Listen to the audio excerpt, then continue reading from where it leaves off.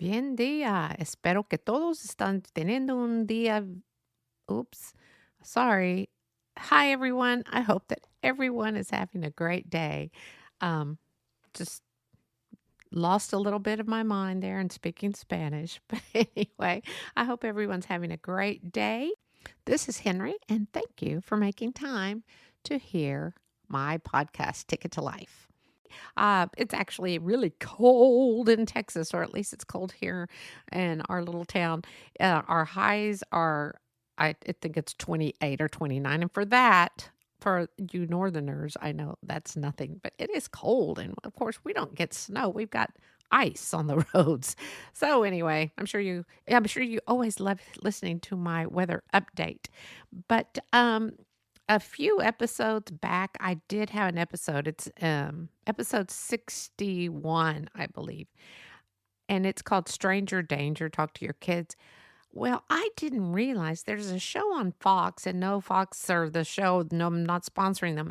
I didn't realize there's a show called Alert. I think that's what it's called with, oh my God, James Caan's son. He used to be on Hawaii Five-0.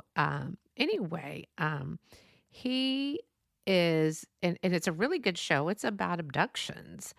Then I was talking to someone, I guess it was last week, we went over to a neighbor's house and met some people. And there was someone who used to be a dispatcher for another city not too far from here. And well, I can say it. She was a Mesquite dispatcher, Mesquite, Texas. And we were talking about that. And I was telling her about my episode on Stranger Danger and telling her about this show. Well, she did bring it to my attention that, and I don't think I mentioned it, but anyway, it's a really good episode, at least for me. Of course, I'm going to say it's a good episode. It's a good episode talking about stranger danger and talking to your kids about that, because back in the day, you used to hear about stranger danger a lot. And I guess I'm hoping that parents are talking to their kids about that, because it's so important that kids know who they can and cannot go with. And she did bring that. What she brought to my attention was a lot of abductions are by family members. And I don't think I mentioned that because I was too busy talking about stranger danger and, don't go with strangers. But that is something. If there's a family member that you would not want your kids to go with, or you need to let your kids know, Uncle Sammy is not a very good person if he ever tries to pick you up from school. And a code word. We used to have a code word. I used to have a code word because of my husband's job. If someone comes and tries to pick you up and says they're on the department with your dad and they're there to pick you up, ask them what the code word was. We always had a code word. I think it was pickle. I mean, that's an odd one, but it's not something you would think about. So, yes, you can use my code word. I remember I just looked his name up. So Scott Caan. He is the actor, and he's a very good actor. And anyway, so it's a really good show about children being abducted. So if you have a chance, watch the show. It's pretty good. And please, please, please talk to your kids about stranger dangers, anywhere from the age of 3 where they're really comprehending to teenagers. It's just so important. It just seems that we have been getting quite a few Amber Alerts lately, and most of them are family related. Well, anyway, so that's my spiel on the episode. It's episode 61. I think it was a couple of weeks ago, actually, maybe within a month. And the other thing is that it is February. And just a reminder, Valentine's Day. I know I said that in January, the beginning of the episode in January, just for you men and women who really, really have to have something special that day. Do something, buy something, plan something so you don't get in trouble from your loved one about not participating in the day of love. But like I have said in the past, I believe that we should love no matter what, throughout the year, not just one day out of the year. Every day is an important day. So, I know, let's get to our podcast. Um, and the podcast is about loners. Do you know anyone who is a loner? Um, I do. Um, and I have to admit, I love being alone. I love my husband. I love my family, but I do love to be alone sometimes. And and just to let you know, it's okay. It's a good time to clear your minds. Actually, for me, it's a good time for me to record my podcast without any interruptions. Not that my husband interrupts me that much because he really doesn't when I tell him what I'm doing, but it's just sometimes it just helps you clear your mind, or if there's just something you want to do without interruptions, it's a good time. So usually once a week, my husband does go out and meet a lot of his retired buddies from the department, and that's my time. So when he leaves, you will hear the door shut, and it's quiet for a few minutes, and then you hear, "Woohoo! I got the house to myself." To scare my pup Arthur sometimes, but no, I really don't do that. Or do I? No, I'm just kidding. But I do enjoy being alone. I think everyone needs to be alone at some time. I don't need someone following me around, or just sometimes you just need to be alone. And I do, again, I love people. I love family. I love friends. And I love whoever will chat with me. But there are those times that I just choose to stay away from people and be alone. And it's really fun. But that doesn't make me a loner, because there are people that literally like to be alone. They get up in the morning, they go to work, they do their job, and they come home, and tomorrow's another day, and they get up for work, and they go home, and the next day. So they do this for 52 weeks out of the year, 365 days, unless, of course, there's a leap year. But this is their life, and that's okay. But there are so many people, as in life, that choose to do this, and you may think, oh, someone's just quiet at work, but they just love being left alone. And of course, any life we have, we choose our life, and that's their option. They have chosen to be by themselves. Now, I don't know how many of you know this, but Albert Einstein was a loner. Apparently, he didn't like any type of communication. Now, of course, this was back in yesteryear, but he didn't like a phone. He didn't like having a phone. So if he was alive now, he would probably be going nuts with all the technology we have. And you know how I'm always saying cell phones are an addiction, because they are. He probably would be going nuts. But he just loved being alone. And his alone time, what I have found out, was playing the violin. So loners usually have something that makes them happy. You may not see it, because they do it in the privacy of their own home, like Albert Einstein. They could be at home painting, watching TV, doing crosswords, creating the A-bomb, like Albert Einstein. But let's hope they are not creating another type of bomb. And that, I don't know how many of you know this, but that was Albert Einstein's really big regret, and him and other scientists making that bomb after they saw what happened to in Hiroshima.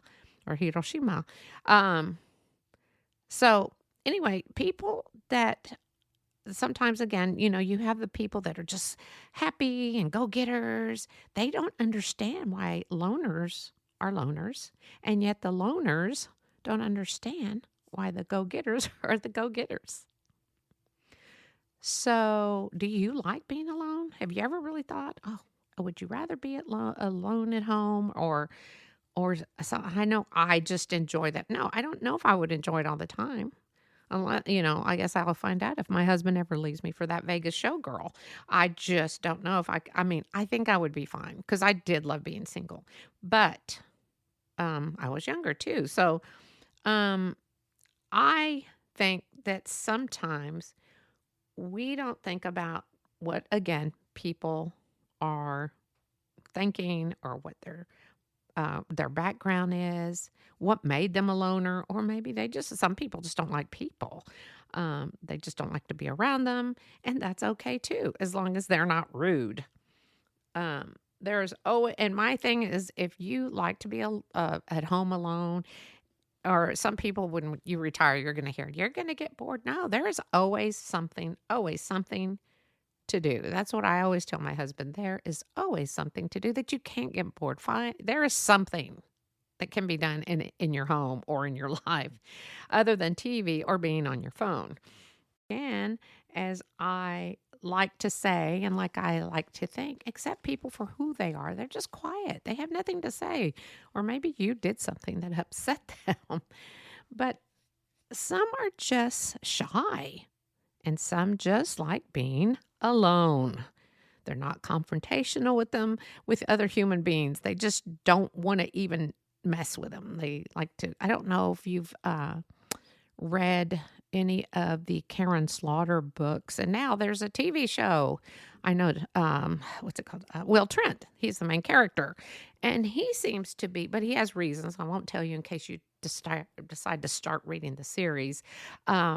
He does not really like to be around people, and again, that's okay. So I know, going back, there is another podcast that I have about introverts and extroverts, but if you're interested in listening to that, to see where you fall in those categories. But if you feel as though you're labeled as a loner and you don't want to be, you can change it, but why change something that makes you happy? If you're really happy for who you are, you need to just go and do your daily work and go home. If that's what makes because it does. A lot of that just makes certain people happy. But if you really want to make these people feel strange, just smile a lot, because that really kind of bugs people when you smile. They're like, why are they always smiling? They're going to think you're the Joker from Batman or something. No, I don't know. But it was interesting to find out that Jeffrey Dahmer and Ed Gein, I believe his name, back in the 30s or 40s, serial killers. Yeah, they were loners. But then you had Ted Bundy, who was definitely not a shy person. So this does not mean that any person that you meet is going to be a murderer. So I'm not saying loners are killers. They're probably better lovers than most, but I don't know. But I thought that was interesting. You think, well, wait, because people think, oh, they were, you see these interviews, they were always alone and to themselves. We just never spoke to the neighbor, and then found out that, he was doing heinous crimes in his apartment. But then you had Ted Bundy, Mr. Outgoing, Mr. Let's have fun, and look what he did. So don't judge and don't start labeling people, because remember, you cannot judge a book by its cover, correct? So I'll tell you something that's fantastic about introverts or loners. They may have one or a few friends, but guess what? You're going to have a friend that is someone who is shy and doesn't do much, and they are quiet and kept to themselves, but you're going to have a great relationship, because apparently they make really, really good friends, and they are very good listeners. Who does not like a good listener when you have a story to tell? I know I do. I try to be a good listener, but I'm always talking about how I interrupt people. Look, I just interrupted myself.